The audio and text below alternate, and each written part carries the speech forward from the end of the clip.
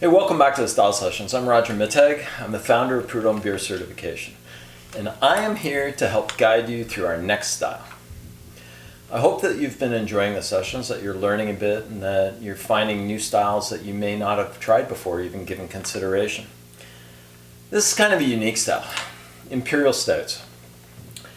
So what I'm going to do is I'm going to give you a bit of background first today, and then I'm going to pour this one and taste it with you, because this is a beer that I have not tasted on my own.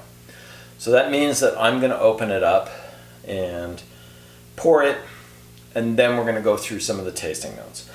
So the beer that I'm featuring is Vanishing Point from Innocent Gun, which is a great Scottish brewer. I love everything that Innocent Gun does, do some amazing beers. This is an Imperial Stout at 11% alcohol by volume.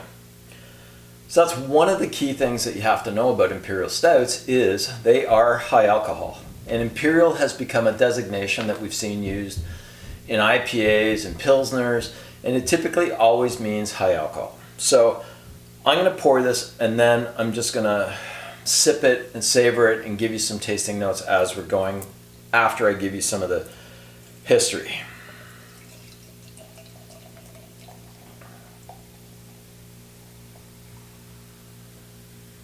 So there we go. Got this beautiful beer. The thing about Imperial Stouts and 11% alcohol by volume is the head is going to collapse relatively quickly. So I'm just going to put this down. Man, it's already starting to light up my senses just having it sitting in front of me. It's going to be tough for me to sit there and not take a sip while I'm talking to you. So let's go back in time. We'll go back into the, I don't know, late 1600s, early 1700s. So England was commencing with trade with Russia. Russia had a lot of things to offer that England didn't have in abundance, like wood. And when you're making a lot of beer and you're making whiskey, you need oak for your barrels. And so Russia had lots of wood. England had some, maybe not enough. So they started trading. One of the things the Russians didn't have was access to these incredibly intense and complex British beers, and really well-made British beers. So they started trading back and forth. Now, beers at that time in England were porters. And porters, as we discussed in previous sessions, were a little stronger, a little bit more full-bodied, definitely darker, and because of the higher alcohol content, would actually last for quite some time in journey. But the key thing is trade between England and Russia went across the Baltic Sea, which is very cold. So this style called Baltic Porters were created, and Baltic Porters were even higher in alcohol. Now the funny thing is that Baltic Porters nowadays are made with lager yeast, which is really interesting, and I'm not quite sure why that actually happened, but all we know is that Baltic Porters were going across. And then trade stopped because of the Napoleonic Wars. So with embargoes and blockades going up, the English really didn't trade very much with Russia during the Napoleonic Wars. And when trade resumed, then things had changed in England. And the thing that had changed is we had gone from porters being the dominant beer of choice to stouts now being the dominant beer of choice.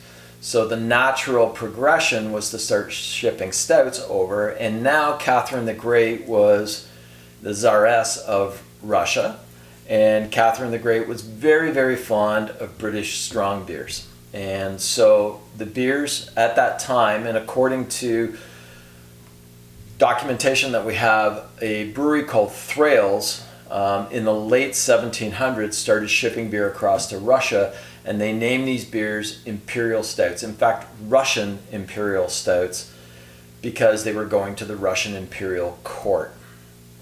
Nowadays, most of these beers, because of the events since 2023, with the invasion of Ukraine by Russia, most brewers that are making these have dropped the term Russian from their naming rights on the particular bottle or can.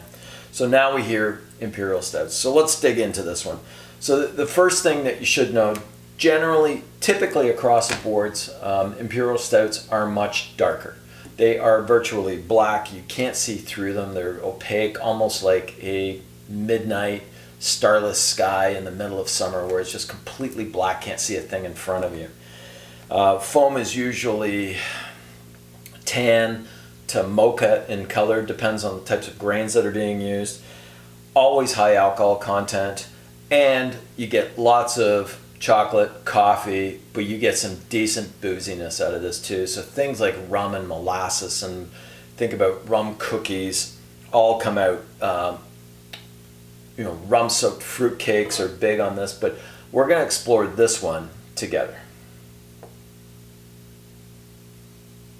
So first thing I get is a strong molasses, brown sugar kind of note. Really intense liqueur chocolate. So think about the chocolates that you get at Christmas time that have liqueurs on the inside. That's the kind of smell and flavor I'm getting out of this.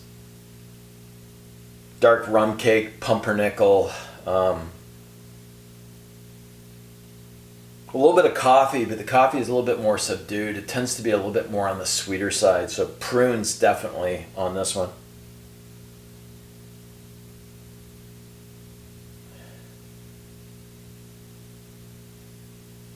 Yeah, it's very, very cool beer.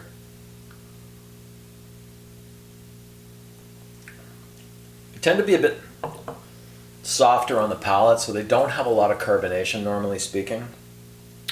Finish is a little bit more moderate to long. Aftertaste a little bit long. And with the aftertaste, you can definitely feel the warming. You can actually feel a little bit of that nice booziness flowing down your throat and into your chest. It leaves you again in the mouthfeel with a little bit more of that black licorice, molasses, rum-soaked fruit in there as well. This is an outstanding beer, and I wish I had tried it earlier, but I am really going to savor every last minute of this one.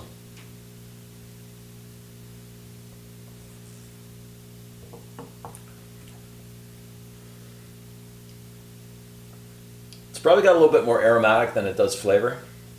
A lot of times alcohol content can mask other flavors. So with higher alcohols, it's a lot more difficult to assess what's actually going on in your mouth. Aromatics are still there. But for me, lots of that rum characteristic, lots of the molasses, maybe a little bit of anise, touch of burnt toast on there. Fascinating beer. And so the thing with this is you can age this. And this is a great beer to age. When you get above 7 or 8% alcohol by volume content, you can age them. And if you're going to age them, you age them in an area in your house or your apartment that's climate controlled, that doesn't get too cold, doesn't get too warm. Closet's good. We always store beer upright, so never on its side. It's not like wine. We don't want it to interact with the cap or the cork. But it's just going to get a little bit better and softer and smoother with age. It's probably going to lose some of its CO2. This would be a great beer to age if you really wanted to do that. It's a great beer to take your time with, enjoy a movie with. It's soft and soothing and warming and good for a campfire, but amazing beer. And I hope that you get a chance to try some Imperial Stouts in your journey. So next time we get together, in the next 4 sessions, we are going to focus on Belgian beers. So we're going to take a look at Belgian saisons or farmhouse ales, Belgian triples, doubles, quadruples, and then we'll work towards the Americas to find some of the newer styles that have come out. So I hope you're enjoying the style sessions. If you are, make sure that you follow us, let other people know about it. And again, always, if you want more beer education, more knowledge, check us out at tfkbeer.com. I'll see you next time.